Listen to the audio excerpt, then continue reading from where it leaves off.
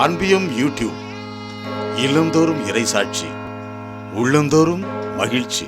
புனித பிரான்சிஸ் சவேரியார் திருநாள் 7/4/1506 ஆண்டு ஸ்பெயின் நாட்டில் புகழ்பெற்ற சவேரியா அரண்மனையில் பிறந்தார். தந்தை இழந்தவர் தாயின் அரவணைப்பில் வாழ்ந்தார். பல மொழிகளில் புலமை, புகழ்பெற்ற பாரிஸ் பல்கலைக்கழகத்தில் படிப்பு, புனித லயோலா இன்னாசியாரின் நண்பரானார். ஒருவன் உலகத்தை ஆதாயமாக்கி கொண்டாலும் ஆன்மாவை இழப்பாரெனில் பயன் என்ன? சவேரியார் இந்த வார்த்தையின் ஆழத்தை உணர்ந்து இறைவனோடு அதிகம் ஒன்றித்திருந்தார்.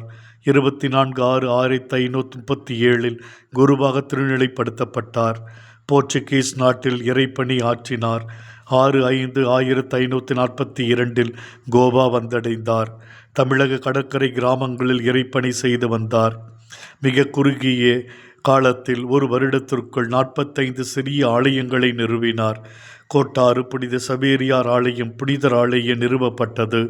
சுமார் 38,000 மைல்கள் கடல் மற்றும் தரை மார்க்கமாக பயணம் செய்து இறைப்பணி செய்துள்ளார். கடைசியாக சாங்கோஸ் தீவில் நோயால் பாதிக்கப்பட்டார்.